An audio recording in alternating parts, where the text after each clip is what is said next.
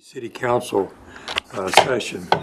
And this time we will have our invocation and pledge by Ms. Sigerman. Oh, I didn't even know that today, but what a joy. So if you'll stand with me and we'll pray. Dear Heavenly Father, we are blessed to be able to meet in our City Hall building to talk about important issues of our city, all the new ideas, and also how we can just be safe. Be with our frontline men and women in all capacities and keep them safe so they can keep us safe. Be with us today as we make important decisions and help us to have the right discernment on each of them. In your Son's name we pray. Amen. Let's say the pledge. Pledge allegiance to the flag of the United States of America and to the republic for which it stands, one nation, under God, indivisible, with liberty and justice for all.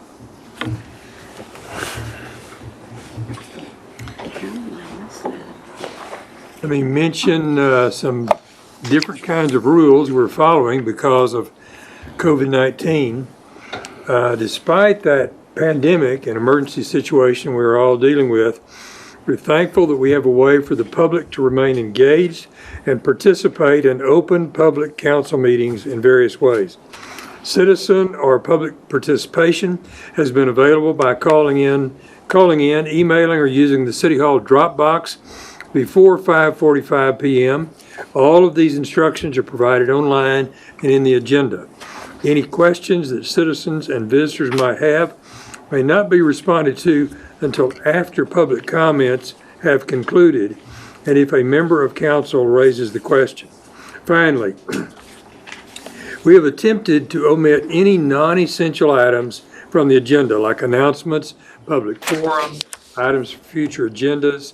Instead, citizens and the public are always welcome to contact the city via our website, city app, email, and phone to make comment or ask questions on any subject. We ask for your patience regarding any difficulties that might arise as we move with this new format on a temporary basis. And now at this time we come to the consent agenda, in which we will vote on the items together unless somebody pulls them. I'll make a Council, motion. do you desire to pull either one of these? I'll make a motion that we approve items 1A and 1B. All right. I second that. I hear a motion second to approve the items in the consent agenda. All in favor, let it be known by the raised hand. All right, and good. Unanimous. Okay, let's begin now with public hearings and resolutions at 6:03. Ms. McElhannon? Resolution number 12-2020, a resolution granting a conditional use permit to authorize a short-term rental unit on the property located at 300 Guadalupe Street. Any citizen wishing to speak on public hearing item 2A, please raise your hand now via the Zoom app or *9 if calling in by telephone. After Mayor Blackburn opens the public hearing, the moderator, Ms. Franchina, will notify you when it's your turn to speak, and then we'll unmute you. Mayor Blackburn, back to you. All right. Okay, Mr. Paxton. Thank you, Mayor. This is a public hearing, consideration, and action for a resolution to allow a conditional use permit for a short-term rental at 300 Guadalupe Street. There were 21 letters sent out. Those letters, we did receive 6 replies, 3 in favor and 3 against. This case is consistent with the Kerrville 2050 Comprehensive Plan. It is designated as transitional residential, and of course the conditional use permit is part of the zoning code for case-by-case review. The short-term rental facility will be used as an off-site manager, and they have provided parking on their site plan, catch back up here, for adequate parking for the guests and the manager. Planning and Zoning Commission reviewed this on June 6th with a unanimous vote, and with the proposed conditions that would be tied to the concept plan, that the guest notification be required from the manager, just indicating that they are within a neighborhood, and to keep that in mind as they're visiting. They are required to follow occupancy tax and file those reports with our finance department, and of course, any other zoning regulations that may control over this conditional use permit. With that, I'd be pleased to answer any questions before or after the public hearing. All right, do you have questions about this matter? No, I've been in it, though. It's a very interesting building. Old. And renovated. So, And this, Drew, would be, I mean, this is what you could call a B&B. Commonly referenced as a bed and breakfast, Used to yes. be, yes. From the zoning code, we do classify it as short-term rental because it is located in a residential neighborhood and, of course, rented on a short-term basis. All right. Okay, do I hear a motion? It is the public hearing, I'm sir. sorry. It is a public hearing, sir. So we do need to see if there are any speakers. All right, thank you. Okay. Ms. Franchina, are there any speakers for the public hearing, item 2A? No, we do not. Thank Have any. you. No, sir, we do not have any speakers for 2A. Mr. Mayor, I'll make a motion that we adopt resolution number 12-2020, granting a conditional use permit. Mr. Mayor, can we close the public hearing and then Oh, and then go into Judy's motion? Yeah, okay. I'm sorry, That's all right. myself. Closing public hearing at 6:07. Okay, I'll second. okay. Got a second, a motion. All right. All in favor, if you would let me know by the raised hand. Okay. I want to come back just a second on by the way, one of the things that's interesting is years and years and years ago, that Guadalupe Street was the main route through town. And the building we were looking at a while ago was a filling station and a little grocery store. But there was a low water crossing going over by where Riverside Nature Center is, and then you connected with Water Street. Okay, I missed something there, Ms. McLennan, on the individual who called in or made a response? No? Not on item 2A, sir. Okay, all right, okay, all right. Okay. On item 2B, Resolution number 13-2020, a resolution granting a conditional use permit to authorize a standalone parking lot and an automobile dealership, used auto sales on the property located at 401 Sidney Baker Street, State Highway 16 South. all right, So on this one, go ahead. yeah. Go also to 5A. Yes, sir. If you read 5A in as well. Sidewalk waiver request for 401 Sidney Baker South. Any citizen wishing to speak on public hearing item 2B and 5A, please raise your hand now via the Zoom app or *9 if calling in by telephone. After Mayor Blackburn opens the public hearing, the moderator, Ms. Franchina, will notify you when it's your turn to speak and will unmute you. Mayor Blackburn, back to you. Okay, all right. Okay, Mr. Paxton? Thank you, Mayor. This is a public hearing and consideration action to recommend a resolution to allow a conditional use permit for a standalone parking lot and an automobile used dealership on approximately 6.44 acres out of the Waddell survey number 145, abstract 345, commonly known as 401 Sidney Baker. Prior to the Planning and Zoning Commission, there were 12 letters sent, and we did not receive any responses back from that. The applicant is requesting a conditional use permit to allow the property to be used as a standalone parking lot and then later be developed as a used car dealership. Both of those are listed as conditional use permits under the C2 zoning district. For the purposes of the zoning code, conditional use is designated in the land use matrix so that they can be looked at on a case-by-case basis to see that there are any conditions that need to be applied for that to be an adequate use in that location. Staff recommended conditions consistent with policies within the Kerrville 2050 plan and the zoning code, and the case is consistent with Kerrville 2050 plan. Case is located at the corner of Lehman Drive and Sidney Baker South. Lehman Drive is a collector street. Sidney Baker South or Highway 16 is a primary arterial. They are proposing one curb cut on Lehman and one curb cut on Sidney Baker South. Recommended conditions that are in the resolution for you include tying it to the site plan as presented, and we do have actually an updated site plan. This was the site plan that was presented to the Planning and Zoning Commission. The red or pink phase being phase 1 for a parking lot. The blue would be the additional construction for the used car dealership. And this is an updated site plan as they've continued to work. One of the things that we'll point out is the applicant has gone back and drawn in the trees that they're going to try to maintain on the site as they're going through construction. One of the conditions is to keep as many trees as possible on the development site. Of course, behind the retaining wall is the hillside going up to the back of the property that will be left. That's the native vegetation. But you can see here they do have a couple of islands through the parking lot to keep some of the large oak trees that are on the site.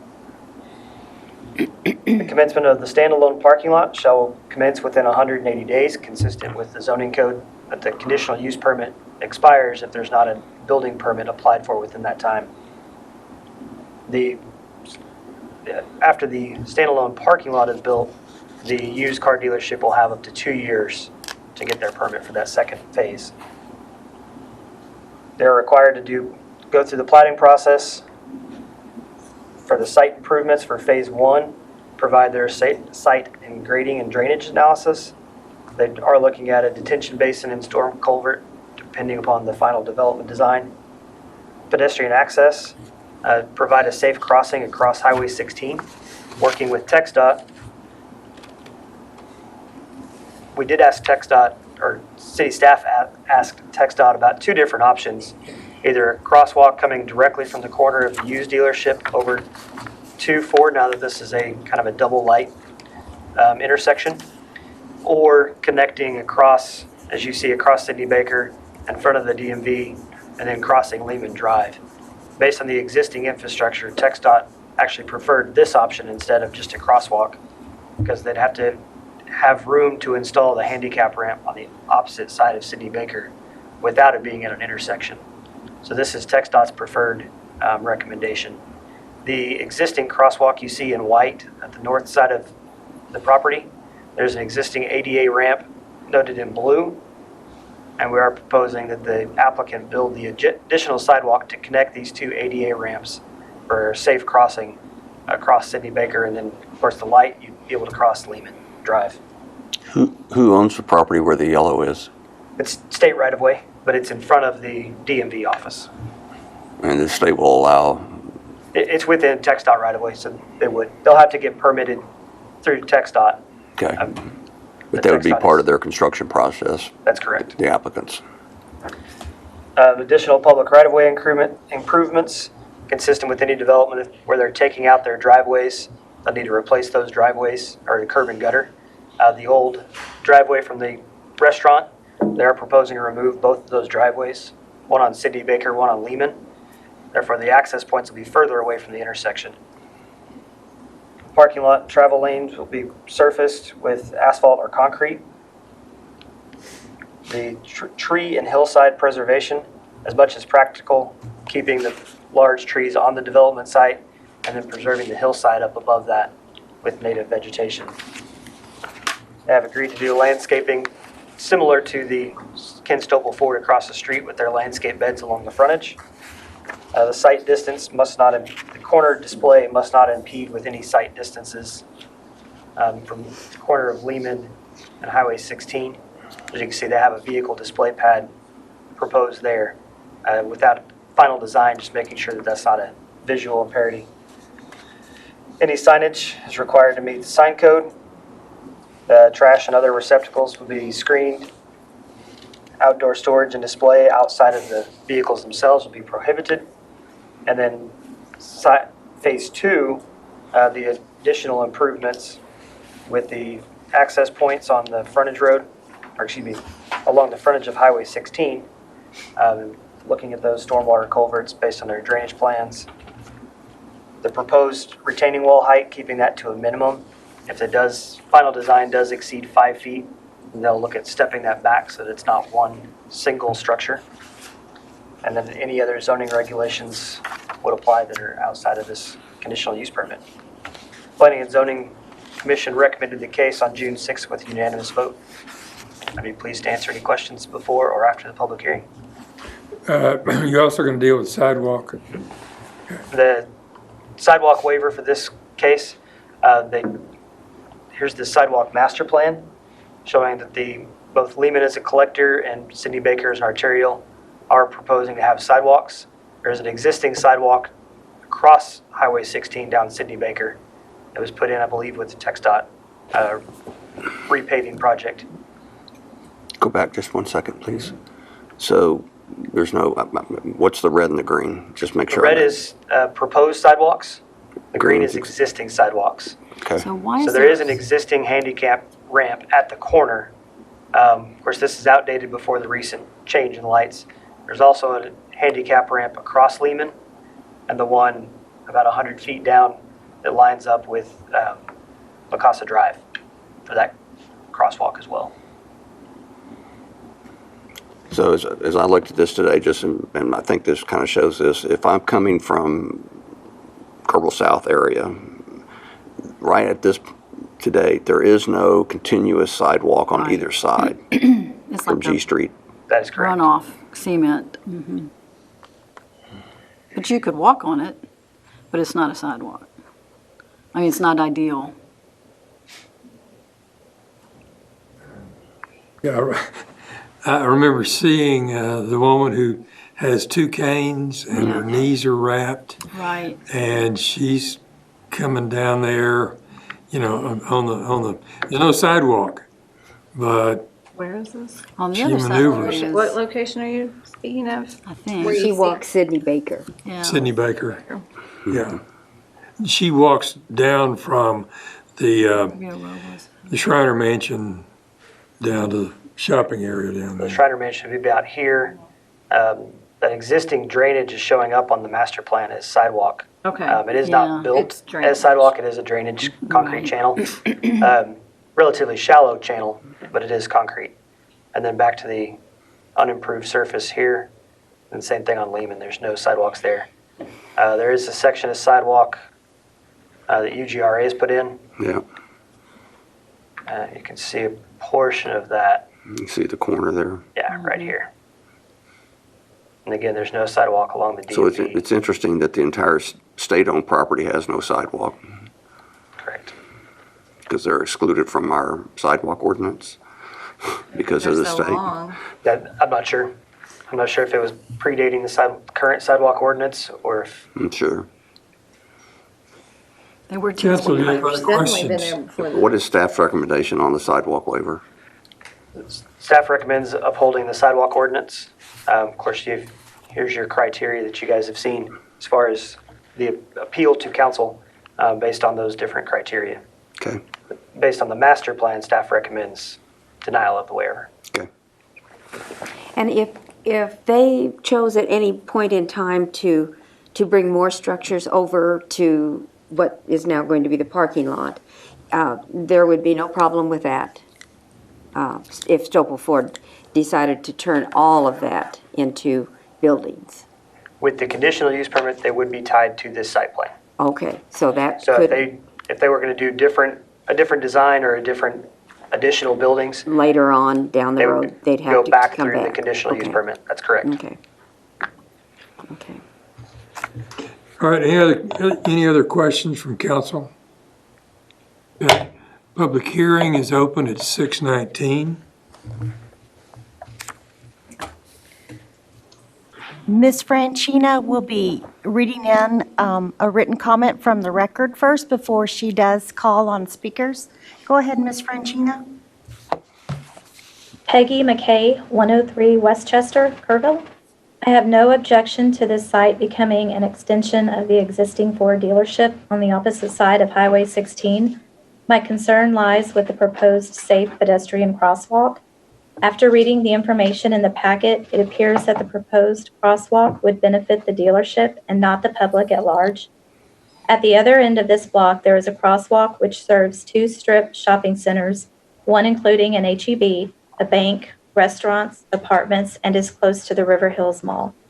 The proposed crosswalk is referred to as Safe Pedestrian Crosswalk.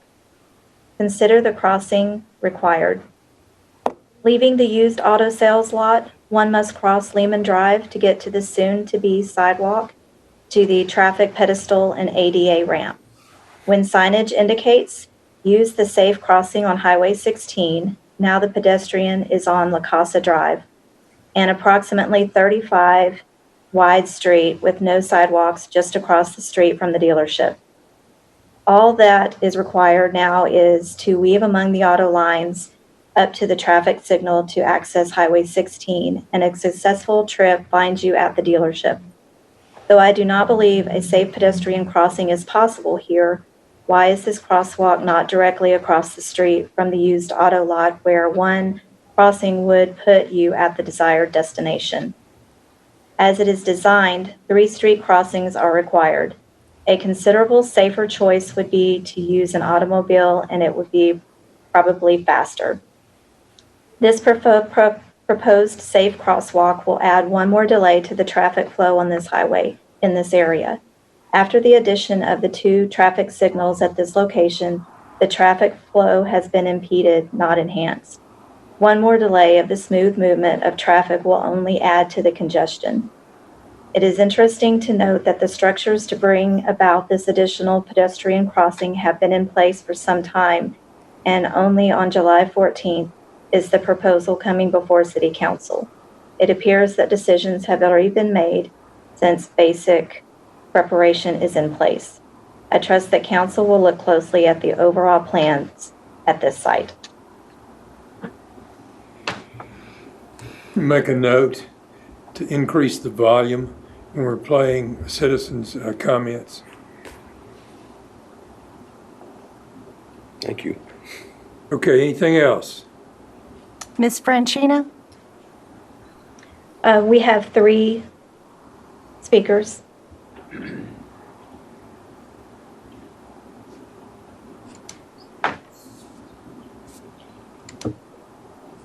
Welborn?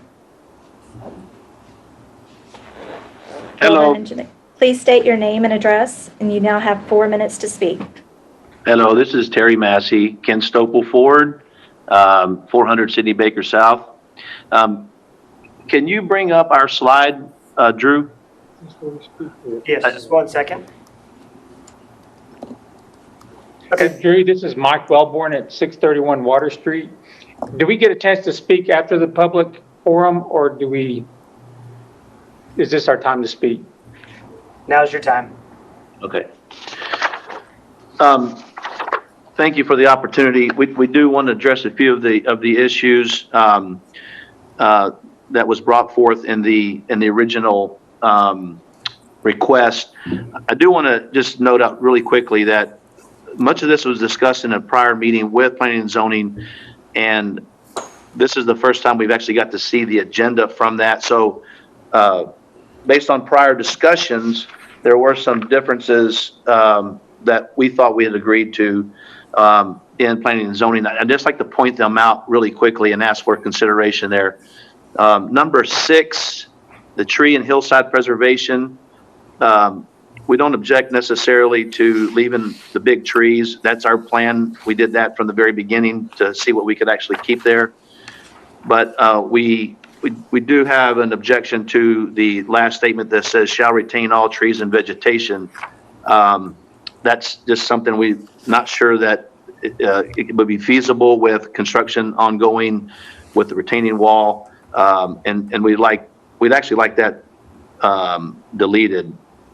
The landscaping, this was a point of discussion earlier also, and we have some objections to some of the things that are written here. Primarily, the last statement says prior to installation, the landscaping plan must be submitted and to the city planning director for approval prior to the issuance of any building permits. That was specifically called out, and since we don't have a landscape ordinance in Kerrville, we're not sure that an approval of a plan should be, require approval.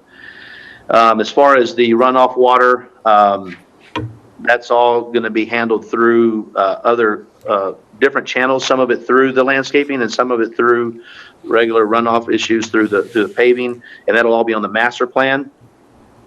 We would like, on number 8, we would like some more definition on site guidance, as there may be several definitions there.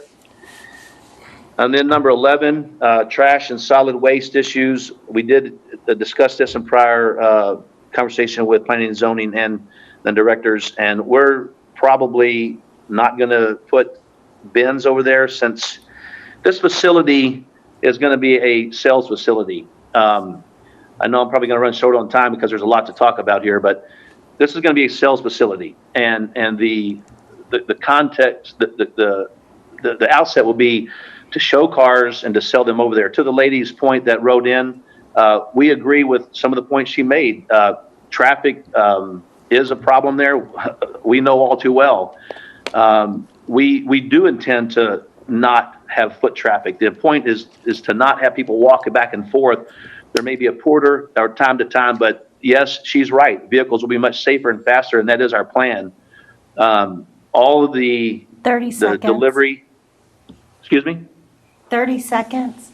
Oh, all the delivery and so forth and financing will be handled and cleanup will be handled across the street. So mostly it'll just be office waste. So we will not need solid waste. And then the wall, we want to know if this is a actual requirement or just a consideration to step it back, because as long as the wall is engineered, we think that we'll be able to satisfy the city code. And then we have more to talk about on the sidewalk as well. So we're probably out of time.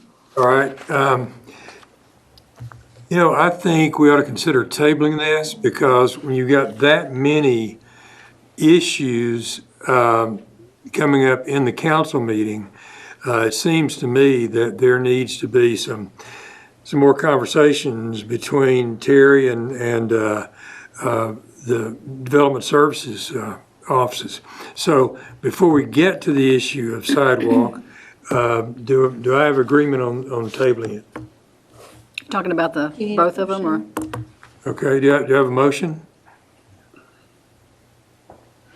I'll move. Yeah, okay. That we, is table the right word? All right, and We pulled the side second? second. Okay, Just all right, some discussion before we vote. yeah. Is there any, are we up against any timing issues with this? Or You then, have to ask the applicant. I'm not sure. Well, I meant from the cities. May I speak? yeah, just a second.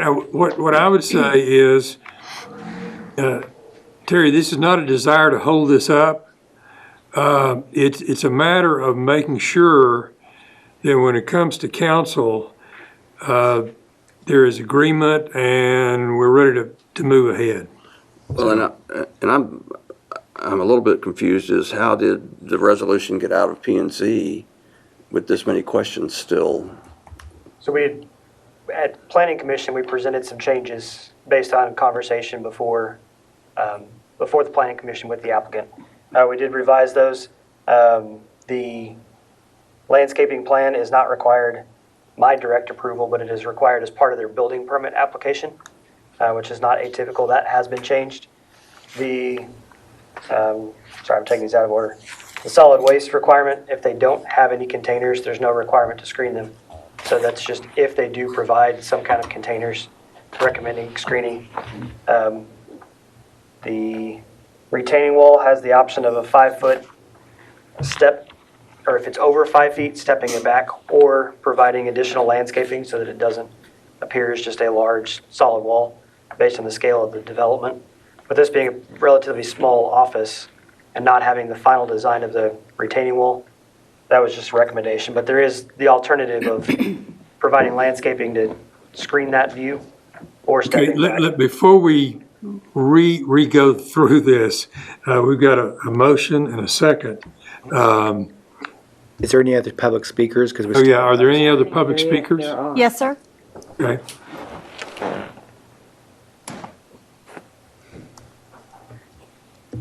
Ms. Franchina, the next public speaker. Mr. Baruti, please state your name and address. You have 4 minutes to speak. George Baruti, 1616 Glen Road. I don't know if it's necessary to talk at this point, if you guys table it, but anyways, as the applicant just said, and they did explain to P&Z, this lot is not going to be a parking lot. It's going to be a storing of inventory, whether it's currently new cars or in the future used car sales lot. As such, I don't know why we complicated things by creating a CUP of a standalone parking lot to transform into auto dealership when in fact it's going to start out auto dealership. So giving them a standalone parking lot would not make them in compliance if they're selling cars off of that lot. So that seems to be one problem right off the bat. The other one is similar to what Ms. McCabe pointed out. As designed, or at least as it's being presented in the packet, we're using Highway 16 as sort of a hallway between two dealerships. Listening to the applicant, that is not their intent. So rather than actually encouraging pedestrian crossing, I think we should discourage it by not adding the sidewalks. Because if you've been to it, that picture that you showed up there doesn't do justice to how complicated that intersection is now. There are actually 6 separate traffic signals within that one little block area. And adding a pedestrian crossing there, as Ms. McKay pointed out, to go from the current dealership to this lot across the street, you're asking them to cross over La Casa, cross over Highway 16, come down a little bit on Highway 16 and cross Lehman. That's not going to happen. People are going to cross across, against the lights across 16. I would encourage you to approve a CUP for a auto sales lot, and as part of the conditions, I would add a condition that they will not be encouraging at least customer pedestrian traffic between the two locations. And I guess that's more or less all I have to say. Thank you. Okay, thank you. Mr. Massey, you have a brief concluding comment? Yes, sir. Thank you for the opportunity. Mr. Paxton really encapsulated the changes we wanted to make. My strong request is please don't table this. Mr. Cochran asked about time constraints. Without going into too much detail, we do have some building time constraints on us. We have another lot across town that we have some leasing time frames. We would like to get started. We've been working on this for some time, but I think if the resolution reflected what Mr. Paxton said, secondly, then we're good with that. We still have one more speaker, Right. don't we? Yeah, we need to hear from the speakers that are queued up, Mayor. And, Yeah. and just to be clear, and Drew can talk about this, we made those changes, and I'm not sure, we just have a previous resolution that went in the packet. There's an updated resolution somewhere, but we handled those changes that Mr. Massey just But talked that's not what we're looking at then, is that correct? Right. All right, do we have another speaker? Yes, Ms. Barbara, please state your name and address. You now have 4 minutes to speak.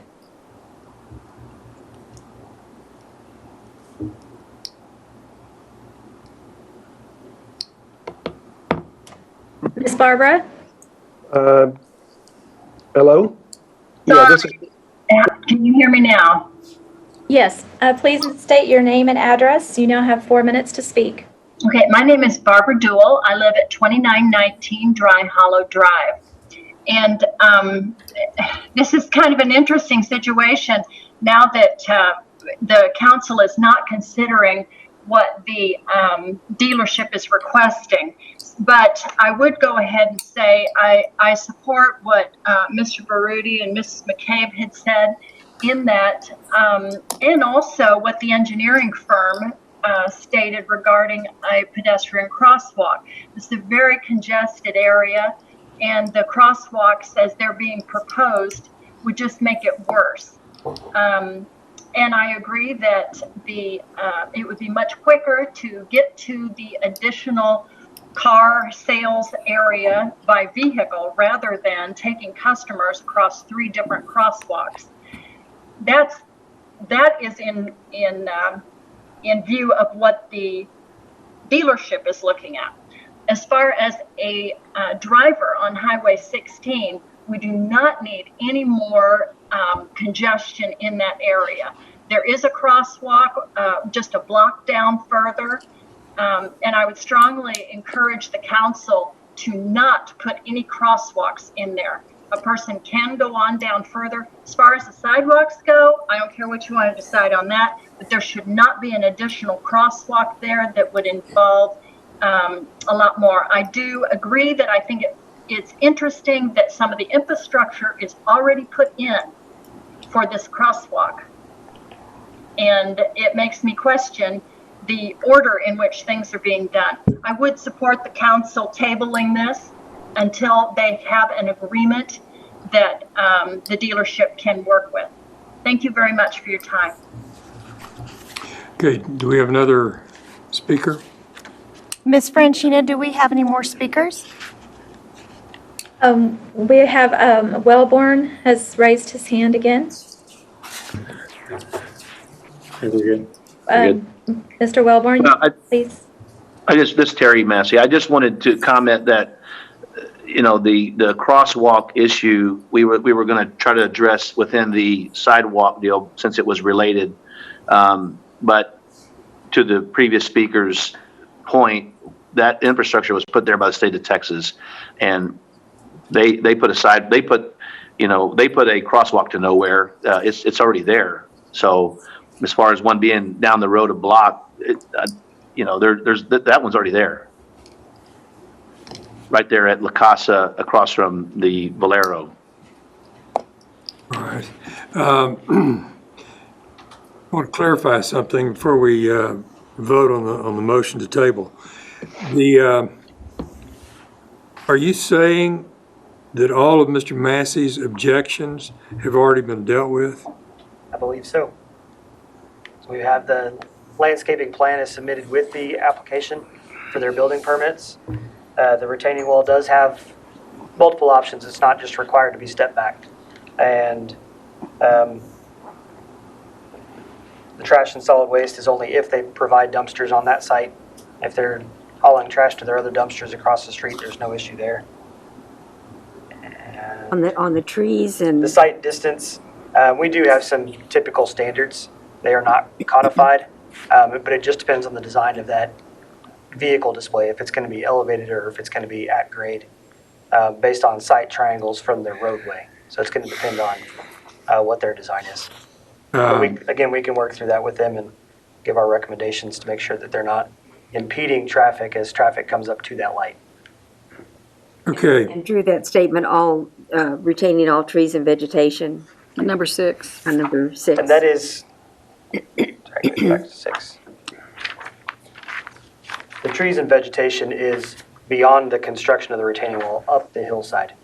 So that's not including obviously they have to do some construction for the retaining wall. Yeah. But beyond that, beyond the developed portion of this site, is what that reference is. I'm not going to approve a motion or a resolution that's not as written. That's my comment for. Yeah. All right. Yeah, I do think because of the confusion and how things are written, I just don't think we can move on this. I would hope that this could be worked out in time for the July 28th council, and we could consider it at that time. Well, my understanding is it has been worked out, and I'm in agreement with you. We just don't have the correct document in front of us. Yeah. Well, and Is that number correct? 3 of this resolution also addresses what they will do for pedestrian access. So the wording that's in here does not match the concerns that people are opposing with traffic crossing 16. So, and that's one of my biggest concerns. Right. Is the pedestrian. So, And again, Mark, can you switch PowerPoints for 1 second? I want to clarify something on the pedestrian access. Okay. When this project came in, staff did approach TxDOT to give two options. One being a crosswalk directly from the corner of the site at this location, directly across the street, across Sidney Baker, to the adjacent to the existing Ford dealership.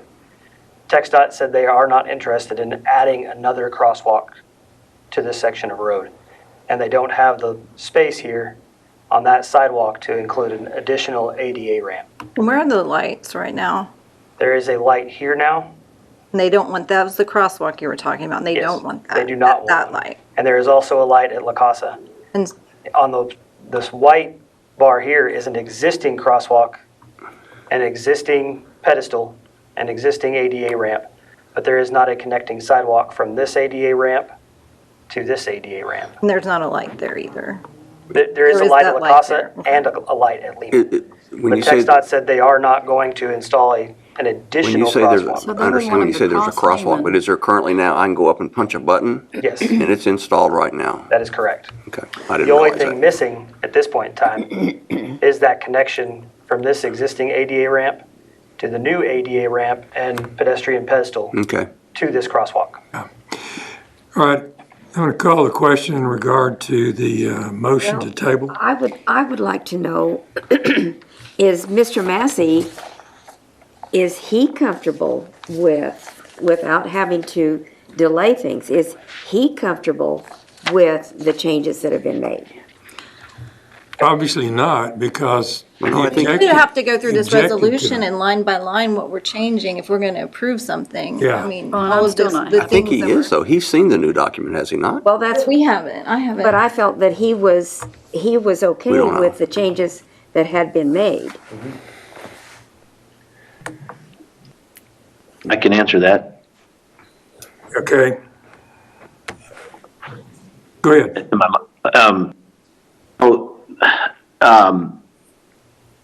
Just, I mean, to be clear, we received this yesterday with, as you see it, at the changes that Mr. Paxton pointed out secondarily, and what I said was what we thought we'd agreed to. So yes, if those changes are, I am good with those changes that he outlined on these items that we had concerns with, the landscaping, the trees, and the trash bin, and the wall.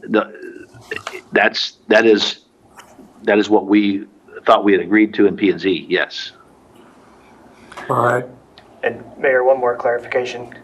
We could not put this on July 28th meeting because that would not meet the advertising date for the public hearing. Okay. So it'd be August 11th at the earliest. Yeah. Well, I said, I All thought right. there were some pretty significant time constraints. that Okay, we were now, so, okay, Mr. Massey said he agrees.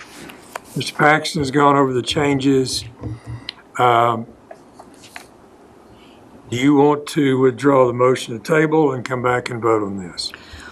Well, can we still talk about it a little bit? Because I'm still concerned about the crosswalks and pedestrian traffic. I mean, and that's really not solved yet on paper. Can we do the 2013-2020 and not do the crosswalk right now, that it comes back, or must they be together? So That's what, the, yeah. You have to vote on item 2B, and then you'll vote on item 5A. Yeah. Separately. Correct.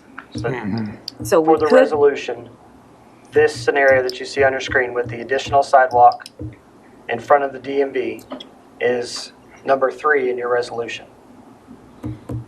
The sidewalks immediately adjacent to the site are just standard code as a sidewalk, part of the sidewalk ordinance. That's the request for 5A. okay, so this, what we're looking at, the crosswalk and the proposed Is and, number It's 3. part of Is a 2B. condition part of of the it. resolution. Right, number 3. But the white crosswalk already exists. yes, Yes. yes, okay. All right. What is the pleasure of the council? I hate to see us. Well, you've got a motion right now and a second, so you have to deal with that. Yeah. But I mean, if we're, from a discussion standpoint, I think the details have been worked out, and I'm okay with moving forward with it. But we've got to deal with the motion. So, last point of clarification for me, is the resolution I'm looking at right here the final draft of what we're, okay. Just to be clear, I'm not trying to confuse the issue. After P&Z, we made changes, and I worked with staff to make those changes, and it's probably been 2 or 3 weeks. And that, for whatever reason, I'm not casting aspersions, but somehow that draft didn't get in the packet. But I think the draft, based on what Mr. Massey is discussing and Mr. Paxton, I think the draft matches up with both sides' understanding of kind of moving forward. And I'm not sure why that draft didn't, or that signed document didn't get in the packet. All right. I'm Do okay. you want I'm like a to, do you want to theory. withdraw your motion? Or, One I printed out today. Do I want to withdraw my motion? No, I don't, but Judy Mr. Hayes, can I withdraw ask her a question? second if she'd like. okay, all right. I will withdraw the second. All right, the second has been withdrawn from the, I've Yes. got one more question for Mr. Hayes. As a city council person, I am now about to possibly vote on a resolution that I haven't seen.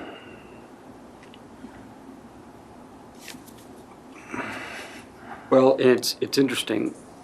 Mr. Paxton just pointed this out. So the version that is what we thought was going to be before you is in the Granicus. It's in this, that part of y'all's. So we could look at it, actually.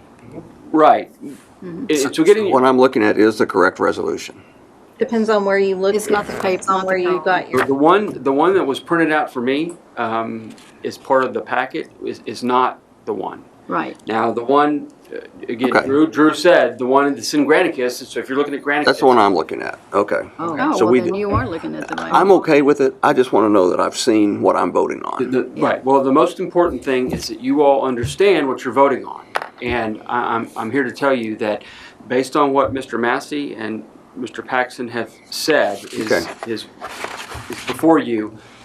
I know I've made those changes, and that's what you're voting on. And we'll I'll obviously absolutely be clear if you all vote that resolution out. We'll be clear on which one is actually signed by the mayor. So where do we stand now on the previous I have motion? my motion. Judy withdrew her second. I withdrew my second. Do what? I have my Dies for motion lack and of a Judy second. withdrew her second. all right. I come back and make a motion to table this matter, if I have a second. I second. Okay. Got a motion second. All in favor of tabling this, let it be known by the raised hand. Motion fails. What do you want to do? I make a motion that we approve resolution 13-2020.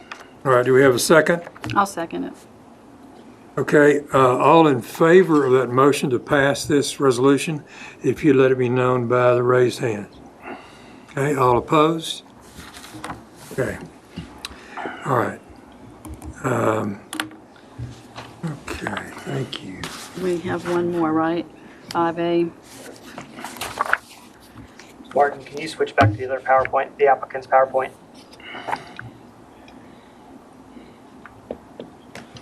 Okay. If you would read in 3A, Ms. I need you to McLennan. close the public hearing, sir.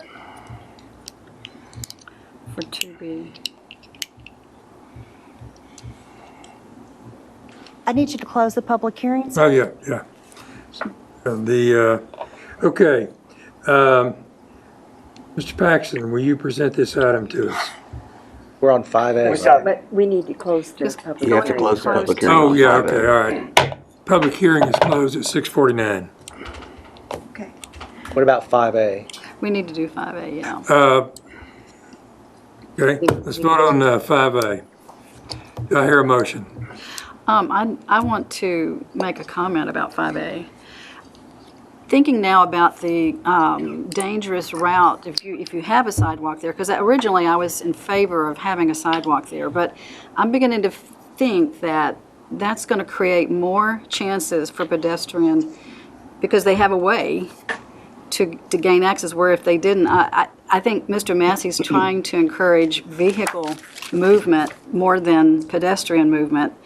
And I am concerned about putting a sidewalk there for people to use it more when I think we already have a lot. We have enough pedestrian traffic as it is, the few that do use it, and it's not a safe crossing no matter how many crosswalks you have, or I personally would not want to cross there. And I think I've got a little different perspective is that if we miss this opportunity to put a sidewalk in here, that opportunity's gone. Yeah. And for all the future generations, that whatever happens down Kerrville's Highway 16 South, they're not going to have a sidewalk there. I know. And every time we miss an opportunity like that, it doesn't come back. And our town is full of those missed opportunities. So, granted, do I want people trying to cross the street there? No, I think it's crazy. I wouldn't do it for anything. But if somebody's walking in from Kerrville South, and we've got sidewalks on a good section of that already, what do we tell them to do? That we don't want you walking here, there's no place to cross, so what do you do?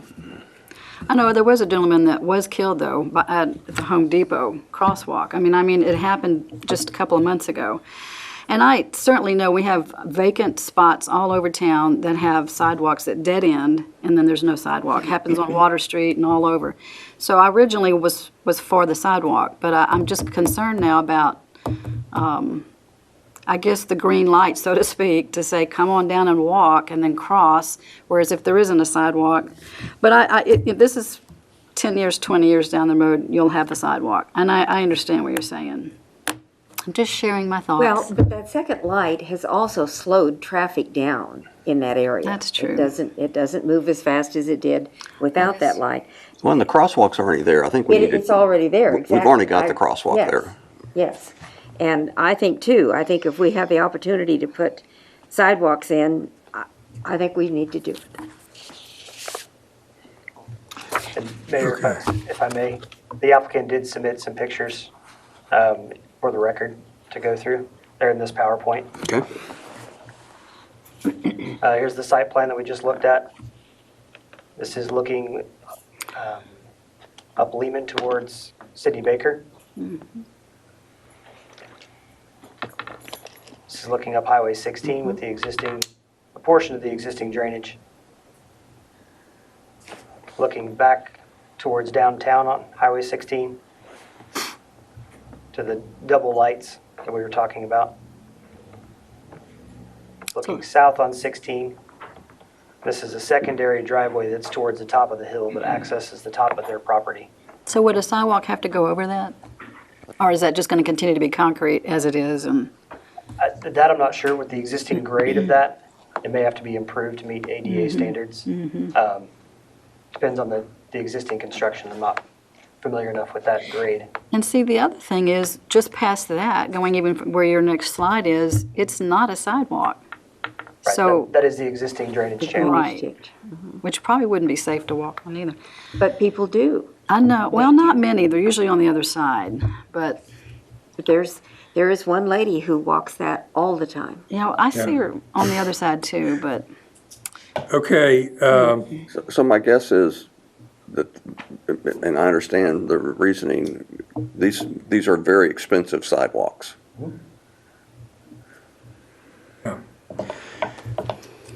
okay, Mayor, we do have 2 people signed up to speak on item 5A. okay, all right, let's hear them. The first one is Terry Massey. Keisha, you can go ahead and unmute Mr. Massey. Mr. Massey, please state your name and address, and you now have 4 minutes. Hello, I'm Terry Massey, 400 Sidney Baker South. So I just wanted to, address the sidewalks, and Mr. Crocker, and you're right, they're very expensive sidewalks, but I think there's a lot of other issues at play. I think, first and foremost, this area was not designed and developed with sidewalks as a consideration. I mean, you can tell by looking at the pictures that you're technically trying to put a square peg in a round hole with all the right-of-way issues, the drainage issues from the state of Texas. It's just not, it wasn't designed to that point. In our slides, I would like to go through them really quickly here. If you go to slide number 3, Drew, please. Okay. So you can look at this. This is looking up Lehman towards Sidney Baker, or down Lehman towards Sidney Baker. That right of way is actually doesn't even meet city code.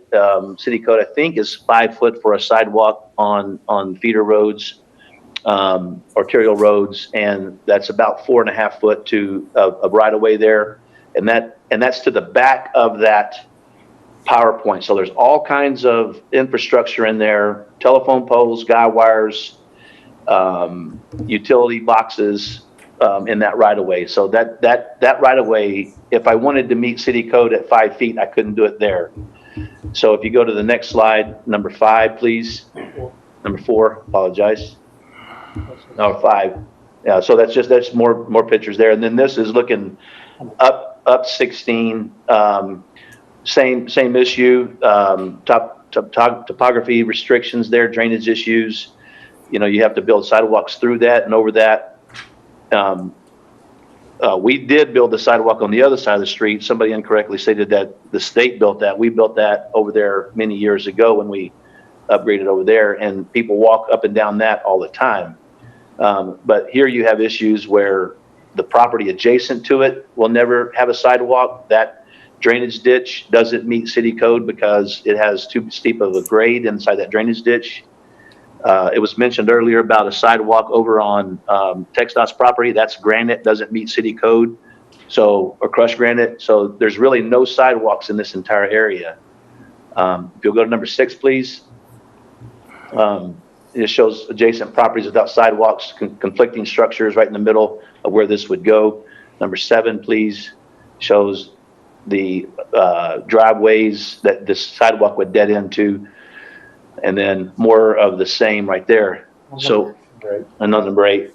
So I know there's a lot of contention or discussion about the other sidewalk on off-site property. I hear the concern there. It's been stated several times, and it is our intention to have vehicular traffic over there and not pedestrian traffic. We certainly will not encourage customers to walk across there. That is never going to be our intention. We're never going to ask a salesperson or anybody else to walk a customer across there. I do understand that it's 3 streets, but as Mr. Paxton pointed out, the state doesn't want to put one on the most appropriate side, which would be down across the street. But if somebody does go over there, I think that our position is we would at least want to provide a safe crossing. So in summation, although it's contentious to some, we would be willing to build a sidewalk on the state of Texas side, but not build on the Lehman and Sidney Baker side, simply because of the issues I've stated of right-of-way access and topography and then the other easement issues as far as telephone poles and what have you. So, and I think that would be just a concession to at least try to protect people who did walk across the street. Not going to encourage it, but they're going to do it at some point. So 30 seconds. I'm done. Thank you. Okay, do we have someone else who wants to speak? Yes, sir. We have Mike Wellborn. Ms. Franchina, if you'll unmute Mike Wellborn. Mike Wellborn, please state your name and address. And you now have 4 minutes. Okay. Mike Wellborn, 631 Water Street. I think Terry summarized it well. I just wanted to point out on that, back on slide number 8. You have that up, Drew? 1 second.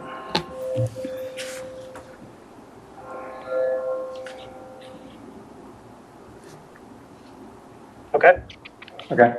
It's that yellow line, it's kind of hard to see, but that slope right there would not meet ADA in any form or fashion to be able to put a sidewalk there, which would if we did try to put a sidewalk, you would have to tear out that entire driveway going up the hill. Second is, it's talked about people do use that paved drainage structure as a walkway. However, again, that would not comply with ADA requirements because you can't have concentrated flow for an accessible route per ADA requirements. That's through the TOS, which is Texas Accessibility Standards. So I just wanted to point those out. Those are two items that were brought up. And if you have any questions as far as the details or engineering, I'd be glad to answer those. So that yellow line is the property line? No. No, Thanks. It's the slope. just showing the grade. All right, do we have any other individuals to speak? No, sir. Okay. Drew, question. The public hearing is closed at 7:01. Drew, what do you do when down on Lehman and you've got you've got the poles, you've got everything in the right of way? Is that up to an owner to relocate all those, move them in, or does that get them out of the right of way? What all's involved with that? It depends on each circumstance. Up until today, we did not have any document that showed that was a more narrow right-of-way than typical. The latest drawing that we have seen, based just on aerial photos and older infrastructure plans, showed adequate right-of-way, more than 8 feet. Okay. They've submitted today that it is less than 5 feet, so that'll actually have to go back to the city engineer for review with the survey drawing, signed and sealed, showing that it is inadequate right-of-way. And if that's the case, the city engineer has that authority, just based on that right-of-way width. To your question, if The it's city what? to the city engineer, Mhm. has the authority to approve it if it's inadequate right-of-way width. Before today, we didn't have any document showing that. So we can basically grant the waiver or we can send it back to the city for review For the with section the of right of Lehman, way. the section of Sidney Baker, there is adequate width, and then it goes to council for the appeal. To your question as far as the utilities, they would have to coordinate an ADA-approved accessible path, whether that's 4 feet or 5 feet, depending upon this scenario, and navigate around those. You've seen some other other sidewalks around town that do go around telephone poles. They have some wider sections for appropriate ADA access. So it can be done without relocating in most cases. But until we have that survey document, the city engineer did not have enough information to waive the sidewalk requirement on Lehman. Drew, can you bring up that site, the most recent site plan? I'm trying to find it in my attachments. It's not in your attachments. Okay. We got that today. Martin, can you bring up the staff presentation?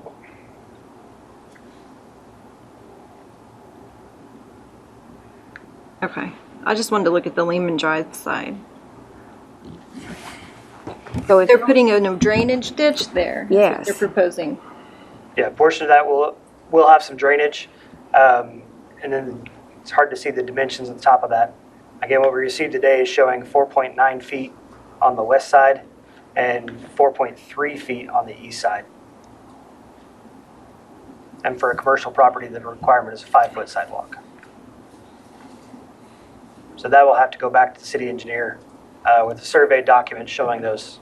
Unless we waive it right now. Can we waive it? Based on, get to that real quick. Under section G is council's authority to waive based on those criteria. As you can see in section F, the city engineer has the approval strictly on the width of that right of way. There's just a lot of challenges. It's not just one or two, there's like 5. So it's not just, let's just put a straight, nice little sidewalk down. There's a lot of extra consideration and work. So I would be inclined to approve this waiver, personally. the road the driveway that goes up does not go into the mansion. No. It just goes Because of the nowhere. top Part side of this property. Yeah. That's correct. So it's actually on this property. So if that were to gotten rid of, that wouldn't affect anything, would it? If we did go, So that driveway starts here. yeah. goes up. traverses up the hill, and there's the slightly level spot Okay, at the top of that hill. okay. Okay, go over the recommendation of the P and Z on this and staff. This did not go to Planning and Zoning Commission. Sidewalk waiver is an appeal directly to council. Okay, Staff recommends upholding the sidewalk ordinance. all right. Okay, do I hear a motion on this matter? I'll make a motion to approve this waiver request. Okay, I'll I'm sorry, second. what was the motion? I can't hear. To approve approve the the waiver waiver. request. And I'll second. all right. We got a motion and a second.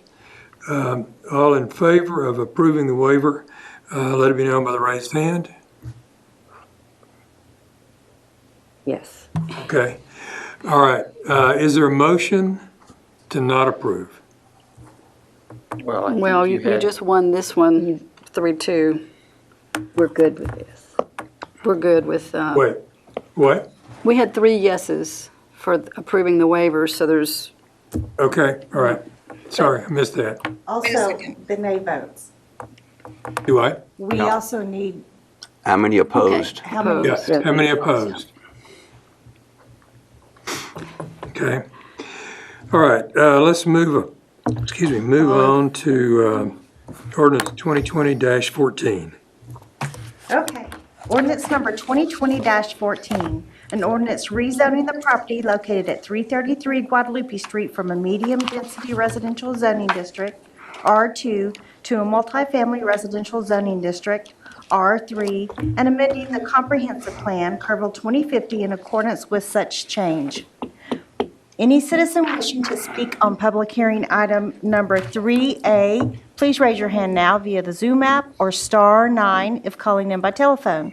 After Mayor Blackburn opens the public hearing, the moderator, Ms. Franchina, will notify you when it's your turn to speak and will unmute you.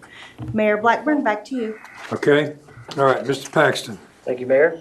This is a request for R2, or a change from R2 to R3 multifamily residential on Lot 2 and parts of Lot 3, 4, and 5, Block 1 Riverside Edition, known as 333 Guadalupe Street.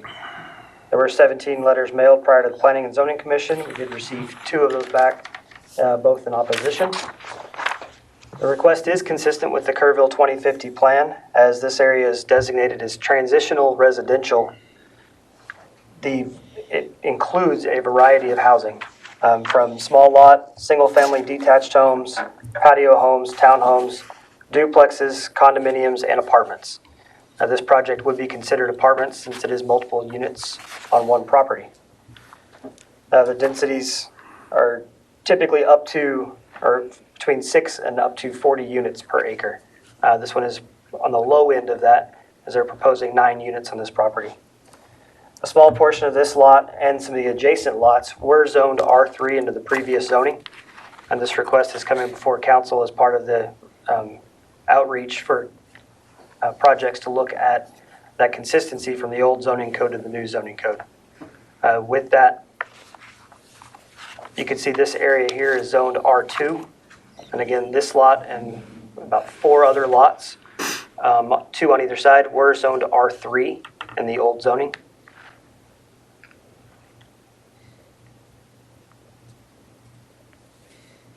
And here's the site plan. The applicants actually had started this project prior to the adoption of the current zoning code. They had not submitted any applications for approval until after the zoning was adopted, so there was no grandfathered status on this project.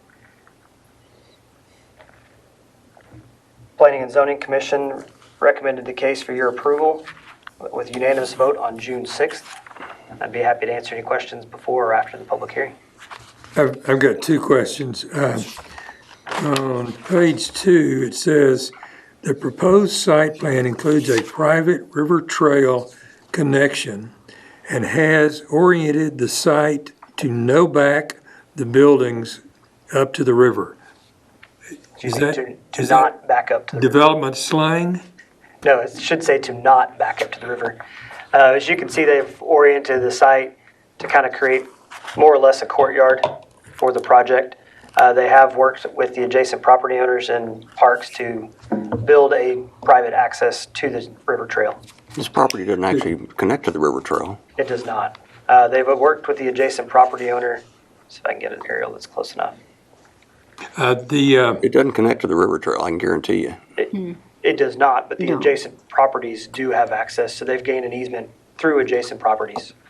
Okay, now, let me ask you, given this change in zoning, down the road, somebody could come in here and build an apartment building, right? That's correct. And the neighbors would have not anything they can do about that. That's correct. As long as it meets the regulations in the zoning code. Are these being built as residences? Yes. Full-time residences? Okay. So if he wanted to do short-term rentals on these, being in R3, he could do so. Yes, they could. R3 does permit it. It's permitted, we just saw that. Yep. Can you go back to the site plan? Please. Just 1 second. There you go. So they're going to leave the existing house, Yes. is the plan.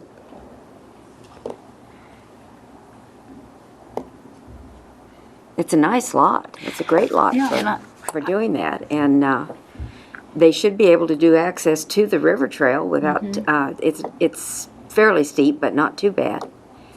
Well, and they won't have the rear buildings facing the river trail. The river trail won't even see that. So I like that idea, that if you can even see it. What are the nature of the units that they're looking to put on here? I believe these are 1 and 2 bedroom units. So they'd be built more or less like a single family home, but there are 9 units on the property. And it's housing. Just want to throw that out there. Yes.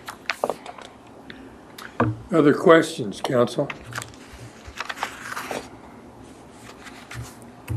Okay. Do I hear a motion on this? Do we have any speakers? Do what? Isn't it a public hearing? Oh, yeah. Mayor, Right. you'll need to go ahead and open the public hearing. Yeah. All right, 7:12. Public hearing is open. Do we have speakers? Ms. Franchina, are there any speakers for the public hearing? Yes. Mr. Chase Gray, please state your name and address. You now have 4 minutes to speak. Yes, my name is Chase Gray, 134 Heather Court, Kerrville, Texas. I just want to point out that we did start this project when it was still zoned R3, and we weren't notified as far as the zoning change by. I know y'all sent letters out and put it in the paper, but the letters did not go out to the mailing addresses of the property owners. And I'd like to point out that we've completely remodeled that original building. So we're already hundreds of thousands of dollars invested into this project. And it kind of feels like we had the rug pulled out from under us. As far as the site plan and the reason we chose to do them like that, we wanted it to be aesthetically pleasing and fit into the type of homes that are already there.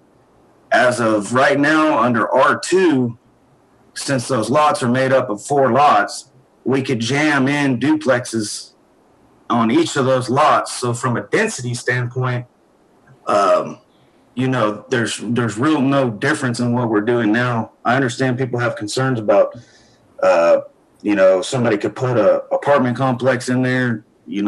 That's definitely not going to happen unless somebody would tear down everything we're about to do. We have 100% construction documents that have already been submitted to the city. We're really chomping at the bit to get going on this. As far as connecting to the river trail, we do have an easement through one of the adjacent owners' property, but on top of that, we also own additional lots behind this that go all the way down to the river. So from connecting to the river trail, that wouldn't be a problem. as far as parking spaces, we meet all the requirements. As far as the fire marshal and access in there, we meet all the requirements with them. And let's see. Yeah, I would just urge y'all to please approve this. And if you guys have any other questions for me later on or anything like that, just let me know. Thank you. All right. Do we have anyone else? Ms. Franchina, are there any other speakers? Yes, we have one more. Mr. M.G. Gray, please state your name and address. You now have 4 minutes to speak. No, this is Mr. Gray, Marion Gray. Yes, no, I don't have anything in particular to say. I'd be glad to answer any questions if anybody has, I might have. I think Chase explained most everything I'd want to say. Basically, it was zoned R3 in the beginning when we purchased the property, and now that it's been changed, we're just trying to proceed with the construction we were doing in the beginning. So unless you have any questions, I don't really have any more comments, but I'd be glad to answer any questions.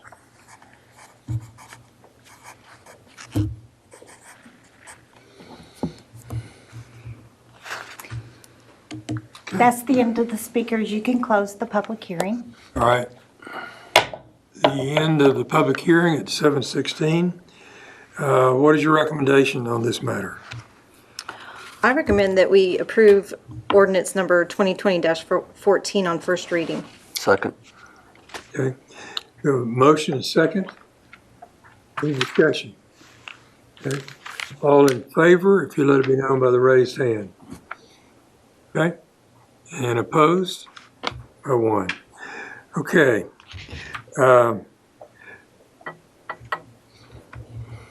Mr. Paxton, don't go away. You've been up here all night, and hey, I am going to interject something here, and this relates to the report we're going to get from Chief Smith. Last week on Facebook, one of our DAs, Scott Monroe, put on there a graphic from the city of Lubbock showing the COVID-19 tested cases, everything else. It was very clear. People were so interested in that and liked it so much. I know that you were with the city of city of Lubbock, but maybe you can find that for us. And all right, good. Thank you, Drew. Thank you. Okay, ordinance number 2020-13.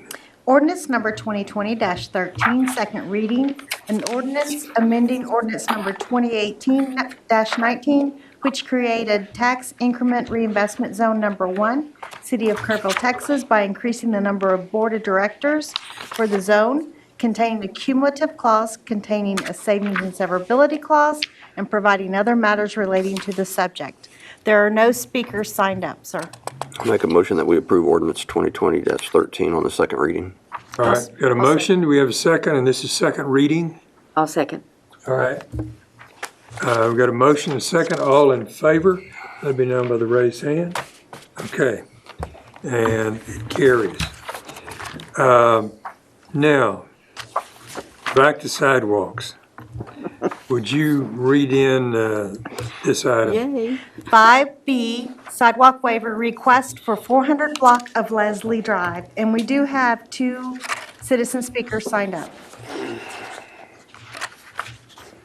All right, Mr. Paxton. Thank you. This is the aerial here. You're looking at intersection of Leslie and Lawrence. Leslie Drive comes up from Sidney Baker. And here's the master plan.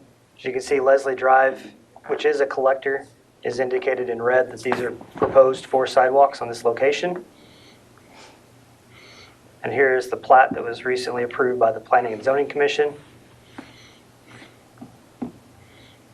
And of course, here's the section of Chapter 26 that applies. I'll go back just a second. Lawrence Street as it exists today, does not have adequate right-of-way width. That has been submitted to the city engineer, and he approved the waiver on Lawrence Street. You'll also notice that Lawrence Street is not on the master plan for proposed sidewalks, whereas Leslie Drive is. So staff recommends consistency with the master plan and to approve, excuse me, deny the waiver and require the sidewalks on Leslie Drive.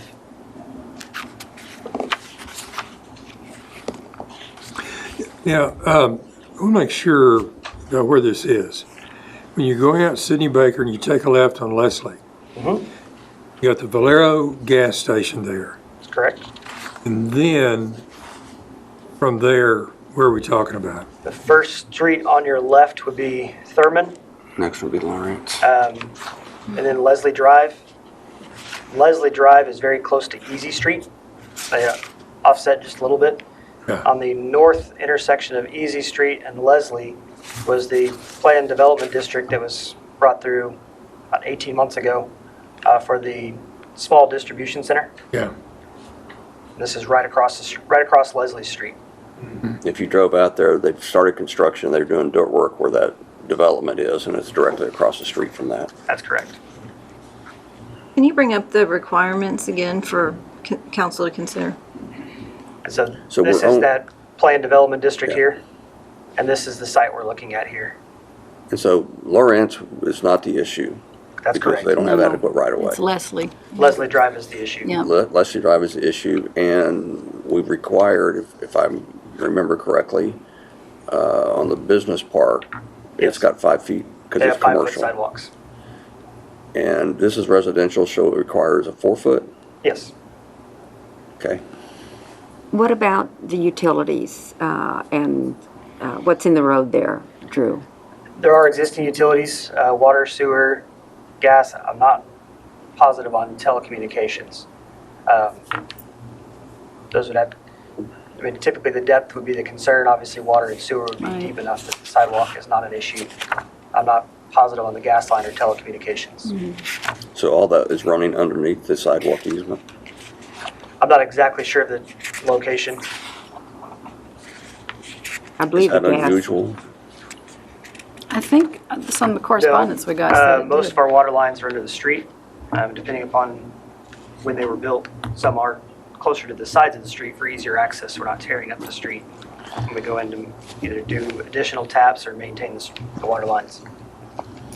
My understanding is the gas is there, and the sidewalks would go over the gas. And you understand that from where? From the surveyor, from Lee Vocal. One of the things, Leslie's always had a fair amount of pedestrian traffic for several reasons in that area.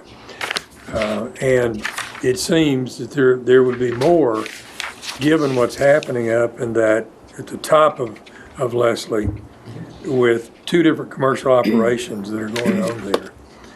So it would seem reasonable. And this would be a family subdivision. Yes. I'm leaning toward denying their waiver request. I just want to, my concern is we're going to have them build a sidewalk over some sort of utilities, whatever that is. So when those utilities break, then the city or the utility company is responsible for repairing that. It doesn't go back to the property owner. Is that correct? The gas, if That's typical for an easement, correct? For repair and maintenance? That is correct. Okay, I just want to make sure that, if we do require the sidewalk to be built, that's the limit of his liability. And I'll just add a personal note. Judy and I both have received a lot of food hotline calls kind of in that area from people who do not have transportation. So I just happen to know that there is a lot of pedestrian traffic there, some of which we can't get out either way, but if they could walk, if they could get to the convenience store easier without a car or a bike, a sidewalk would help. And I'm going to state what I stated earlier tonight. If you miss the opportunity, we'll never get it again. Okay, so Can I ask a logistical sure. question? The waiver that's being requested is for both. So when we make a motion, they've already received a waiver on the one that doesn't have adequate right-of-way. So how does that motion need to be worded? Let me just, I mean, is that correct? Is that Two correct? different things, aren't Right, you're only dealing with the. And that's all we're dealing with only the tonight. Leslie Drive side of it. It's only being, that's the only The thing others that we're already being been asked. waived. Oh, okay, I see now. Right, yeah. Sorry. Gotcha. So I'll make a motion that we deny the waiver request for 400 block of Leslie Drive, item 5B. Okay, all right. Do I have a second? We do have two speakers. I'll second. Excuse me? But Okay. there's a couple speakers. Zachner, okay. We have speakers? Yes, we have one written comment, and Ms. Franchina will be reading that into record. Okay. Okay, Lee C. Vogel, 212 Clay Street, Kerrville. The sidewalk master plan cited in your agenda shows only one sidewalk along the southwest side of Leslie Drive. The commercial development of the northeast side of Leslie Drive, directly across the street from Hidden Creek, subject property, shows a proposed 5 feet sidewalk along the front of the property. The owners question the need of a sidewalk on both sides of the street when the master plan only shows one side. Kyle, I am preparing a subdivision plan for a proposed manufactured home development at the corner of Leslie Drive and Lawrence Street in the city of Kerrville. The tract of land contains 2.8 acres and will be divided into 6 tracts of land for sale. The proposed name of the subdivision is Hidden Creek. You have reviewed the preliminary site plan for the development. On behalf of the owners, please accept this memo as a formal request for a variance waiver for the requirement to build sidewalks. We offer the following justification for the variance and waiver. Lawrence Street. The edge of the pavement for the existing street is too close to the property line to accommodate a sidewalk. As its farthest distance, the pavement is 3 feet from the property line. Near the intersection of Leslie Drive, the edge of the pavement is on the property line and eventually protrudes up to 10 feet into the subject tract. The right-of-way for Lawrence Street is only 30 feet. Leslie Drive. The edge of the pavement is approximately 8 feet from the property line. The area between the edge of the pavement and property line is occupied by a sanitary sewer main, a gas main, utility poles for overhead utility lines, and dense vegetation trees. It is impractical and undesirable to cover these utilities and cut the vegetation screen for a sidewalk. Of more significance is a safety issue. Leslie Drive has 23 feet of pavement and is 44 feet wide right-of-way and is not centered in the right-of-the-way. It is shifted towards the subject tract. There is no curb, gutter on either side of the pavement. A sidewalk would have to be built along the edge of the pavement or close to it with no protection for pedestrian traffic.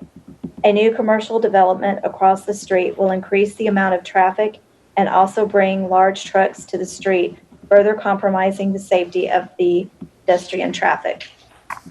This area and the surrounding areas, streets, have no sidewalks. Both of these locations could be considered as sidewalks to nowhere, as there are no existing or proposed sidewalks on these sides of Leslie Drive or Lawrence Street. Thank you for your consideration of our request for sidewalk variance waiver for this development. And we have one more citizen speaker signed up, and that is George Baruti. George Baruti, please state your name and address, and you now have 4 minutes. George Baruti, 1616 Glen Road.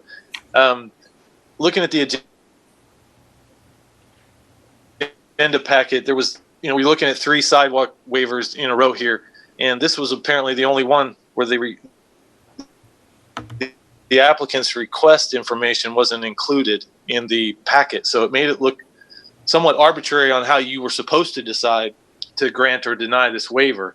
I was told from the hearing from you that you guys received some information and some correspondence, so at least you have it. But the public really, in order for you to not appear arbitrary, the public really needs to see not just what decision you're making, but why. And it would have been nice to have seen their application ahead of time.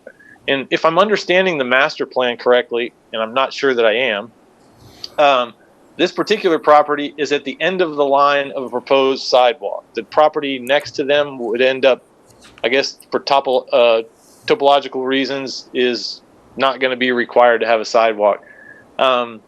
If that's correct, the very next agenda item, staff has used this logic as part of the reason that they are recommending granting the waiver for the Vicksburg Circle one, which is that it's at the end of a sidewalk line and would not really seem to be appropriate to continue it.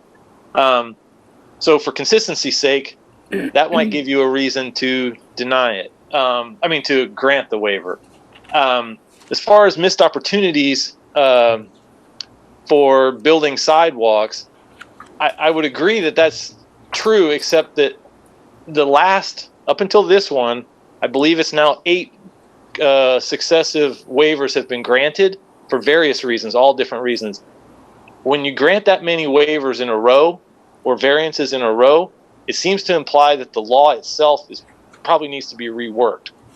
And I would consider granting this waiver and immediately looking at how to get the sidewalks built where we want them built in possibly a different, more less piecemeal and more overall fashion.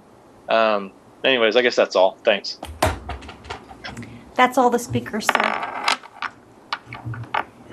Sorry, is that all? Yes, sir. Okay. Mr. Paxton, what about the argument that you've got a sidewalk on one side, so you don't need a sidewalk on the other side? The sidewalk ordinance required the commercial development across the street to build sidewalks. The master plan is looking more along lines of street projects, and when sidewalks are built along with street projects. In this case, there is not a street project proposed for Leslie Drive, so it is incumbent upon the development to build those sidewalks. Mm-hmm. Okay. Other questions, comments?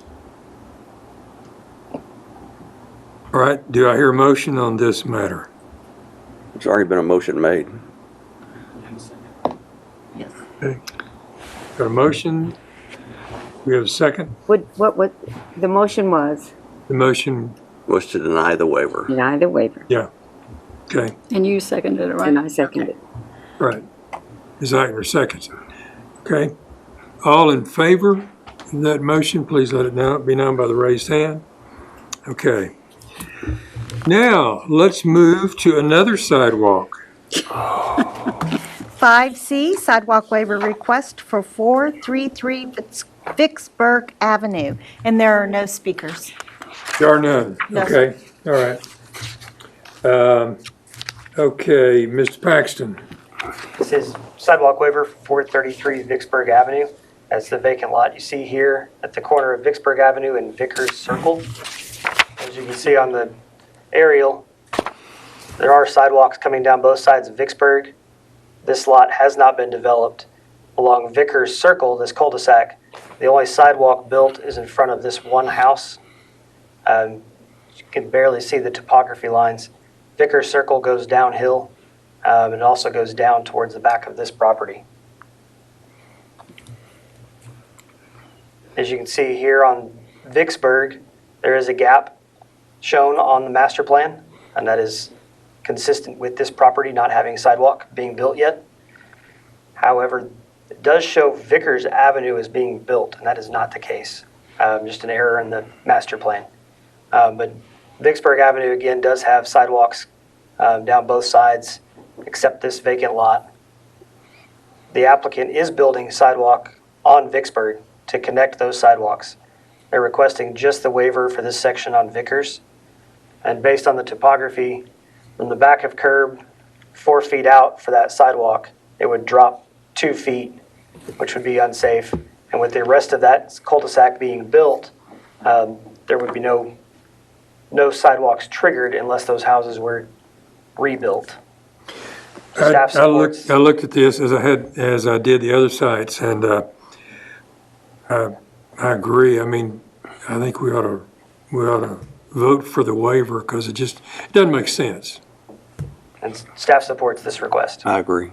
I agree. But they are doing, it will already go built. alongside the house. It's Yes. just On not in It's already in front. and built, you know, it's completed. Yeah, like I said, when I Oh, went it by a is. week or so ago, it hadn't been done yet, but Yeah, it was. they I did went build it by here on today. Vicksburg, connecting the Oh, sidewalk okay. down the main street. And it actually turns the corner and goes maybe not even halfway, but it does make the corner. So we're really So- just talking about that little corner, after you turn the corner. Yes, that small section of Vickers Circle on that cul-de-sac there. Well, when I drove by today, I went, they've already built it. And then That's why I didn't couldn't find see it the other when I part. went looking for it, because it was already built. Okay. Okay, what is your pleasure on this matter? I make a motion that we approve the waiver request for 433 Vicksburg Village, item 5C. I'll second. Provide the waiver, okay? She seconded it. I'm sorry, you made the motion. And I Did someone second it? Judy seconded, okay. All in favor? You'll let me know by the raised hand. There you go, okay. All right, come to the TERS issue.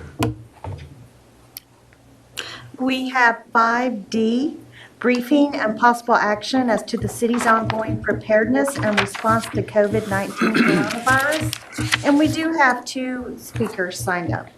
All right.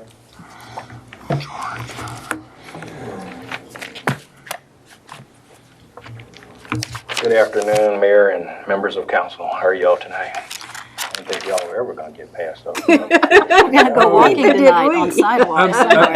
Hey, I'm sorry, I went to TERS and I skipped over you, Chief Smith. Sorry about that. All right. As long as you don't have any sidewalks to propose to us. I'm hankering a nice little stroll. So I'll just start looking with our COVID-19 updates, looking back at our prior tests done ending the week of July the 12th. And as you can see, there was 472 tests conducted, 84 confirmed positives, and I apologize for that 21% positivity rate. That's actually 18.5. It's one of the highest positivity rates we've reported on a weekly basis. And I've got the question mark there because we've been working through some getting some clear information on our testing process and testing numbers. And the one thing we've really struggled with is that 18.5% positivity rate for last week is the result of Clinical Pathological Laboratories, CPL, that's doing the testing for basically Peterson, Franklin Clinic, and all the physicians in Kerr County. And we've had some difficulty being able to break out what's not Kerr County residents. So there are some non-Kerr County residents included in that number, but I think in our next reporting period, talking with CPL, we'll be able to break those numbers out. We hadn't been able to do it because of, we typically get just a case and a positivity identification with it, but because of HIPAA, no additional information on where the person actually resides at.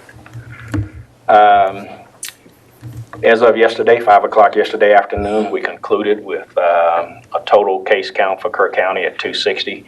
We've added 4 additional cases today, so that number now stands at 264. We're still at 84 recovered. I noticed prior to coming over that number probably goes to 85, but I'm going to talk about that a little more in depth as we get further into the presentation. We're still at 2 deaths. 174 active, and as of Friday we hit 162, which pushed us over the threshold.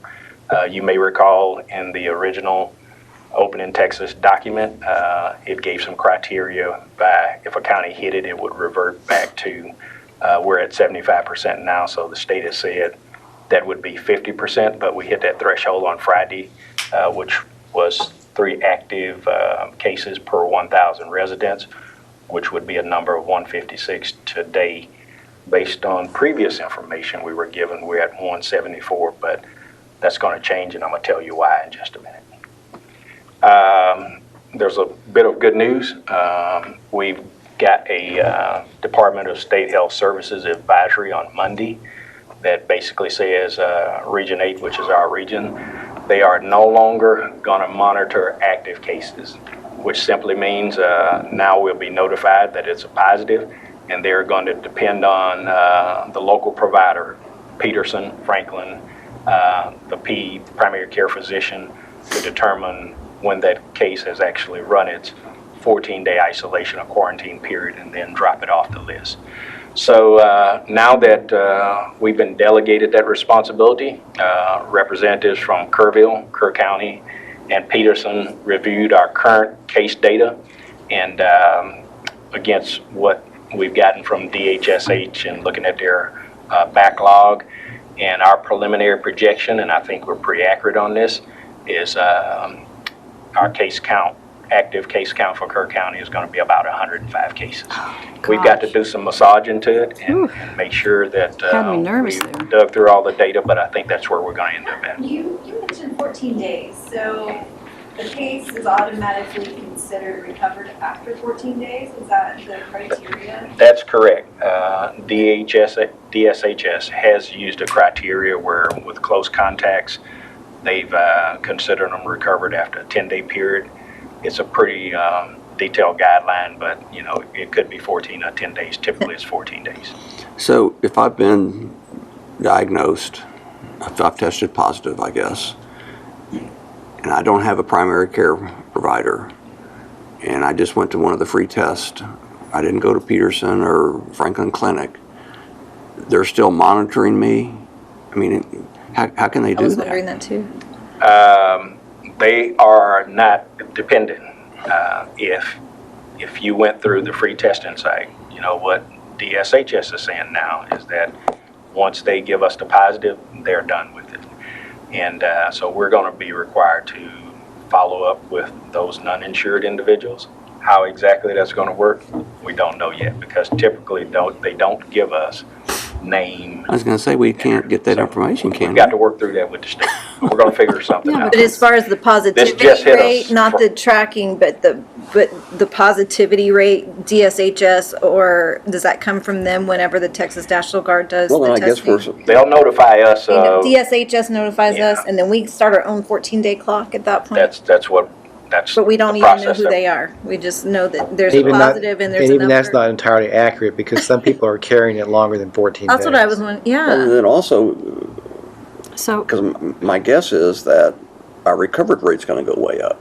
Because if we haven't been tracking it closely, there's people that have recovered and. I think looking at the number I'm giving you tonight, 105 active cases, I think our recovered rate is going to go up. That's what I'm we've saying, had because to those numbers. depend on a backlog. If that 174 is going to go down to 105, that means the recovery. We've had to wait on, historically, what DSHS has done is once that 14-day period ended, then they issued a letter to the positive individual saying that you've completed the isolation or quarantine process, and now you are free to go back to normal activities or work X, Y. And who's going to issue that now? Yeah, who's going to do that? It's going to have to. Peterson does it now. And the clinics, what we need to work through and figure out is how do we handle what the because state has handled. Wow. employees may not want to lose their job. Because it sounds like a mess to me. Not get compensated. So we don't have an answer for the state because it's going to require us getting information that they haven't given us. You know, all we've gotten from the state in the past is that the number of positive cases, a case number, and that's what we've had to work with. So we've got some work to do. Okay. The spike continues. On June 16th, we had a total of 21 cases confirmed in Kerr County, and you can see weekly it's increased, and as of yesterday afternoon, we're at 260, 264 today. The National Guard conducted testing at Doyle today, started at 8 o'clock this morning, and I want to apologize to the community tonight for the misinformation that was provided. Initially, we were told that you were going to have to pre-register to get those tests done. I fielded a couple of calls yesterday regarding, I've tried to get into this website to register. I can't register, you know, what's going on. Contacted the state. The state informed us at that time, 3 o'clock yesterday afternoon, well, they're not supposed to pre-register. They just show up and get tested. So we put that information, corrected information, got it back out to the community, and we kicked off testing this morning with over 500 individuals that had pre-registered and people walking up to get tested. So we had a little powwow with the state and tried to figure out how we could handle the misinformation. And they told us that whoever showed up and registered, they would test them. If they had to do 1,000 tests, they would get it done today. Closing numbers at 4 o'clock, they shut everything down. They had tested or screened 747 individuals at the Dole Community Center as of 4 o'clock this afternoon. Tracking's going to keep us No one was busy. turned away. We only had one individual walk up after everything had been disassembled.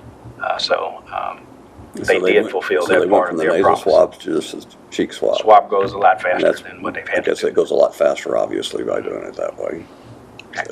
So we've been informed that the National Guard is going to cease their testing operations July 31st, and it's going to be that part of the process that we've been doing at the Dole and the Croc and some of the other places is now going to be done by private vendors. I think the vendor that we'll be using in this area is a company called Curative Incorporated, and the testing now will no longer consist of the nasal pharyngeal or the deep nasal swab. It's going to be a curative, a cheek swab.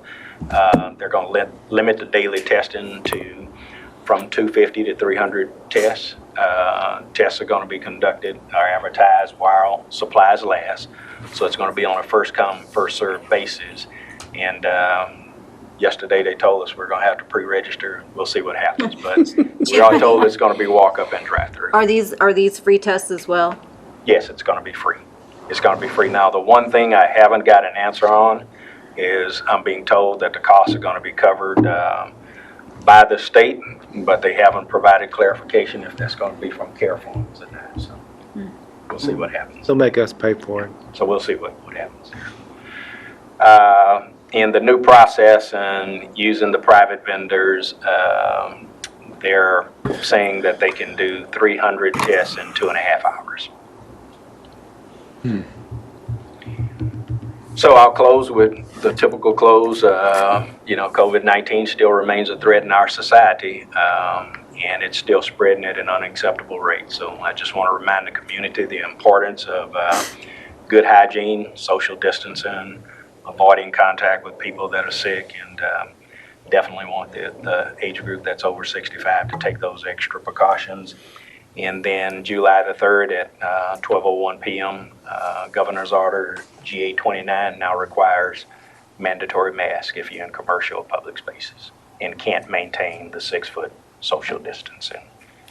With that, With the cheek swab, does it take longer to get results back? And why have they gone from nasal to cheek? well, Why didn't they use cheek before? this is my medical opinion from a non-medical doctor. You're switching hats now. The cheek swab is probably quicker, it's faster, and you're still it doesn't extracting hurt. bodily doesn't. fluid, so you can do it so much faster. And what we're being told is that the turnaround time is going to be It's much faster. quicker. That now that they're using the private companies, that we should be able to get the results back in between 24 and 72 hours, or 48 and 72 hours. Chief, why doesn't the fire department take on the testing and the contact, figuring Tracing. out all that? How would that be? Let me make sure I understand your question. Why don't we take it on, or why haven't we taken it on? Nah, I'm kidding. Okay, I'm glad that was a joke, man. Thank you, Chief. Chief, thank you so much, and I just don't want to take up much time saying this other than to say thank you. There seems to be a lot of people who are angry about a lot of things right now. One of which is the discrepancies between numbers. Well, why is Peterson saying this? Well, why is the city saying this? Well, why is the county saying this? And I'd just like to say that everybody is doing the very, very best they can. And at the end of the day, I want to thank you and thank all the health professionals, thank the county, thank everyone for doing the best. It's hard. This is brand new, and there's so much confusion from the state down, and I just want to thank you for doing the very best you can do, and I think you're acting in good faith and you're doing the best you can for our community. And I appreciate that, Councilmember Clarkson. And my message to the community is that we've done the very best job we possibly can to take information coming from multiple sources and try to make sure that what the city and the county and Peterson is putting out is consistent, and we're all on the same page. The difficulty has been with there's so much testing going on now, and the state is so backlogged with getting the results and their numbers. And if I'm a citizen trying to figure that out, it can become mind-boggling and give the appearance as if maybe we're not being transparent. But I want to assure the community that we're being as transparent as we possibly can to get them the most timely information we can. At the end of the day, this is something that's real.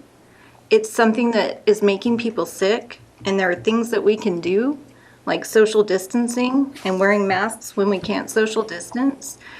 But that's kind of the bottom line. We're all doing the best we can do. And so if we follow those guidelines and just understand that this is a real thing and just protect each other, I think we'll be in much happier community and healthier. I agree. Gee, I want to say thank you too. I'm also curious, how many children out of all what would be the percentage of children that you The tested? 747 number that we did today is just overall testing we've done in Kerr County. But out of that, How many children? Positive do you cases. have a percentage?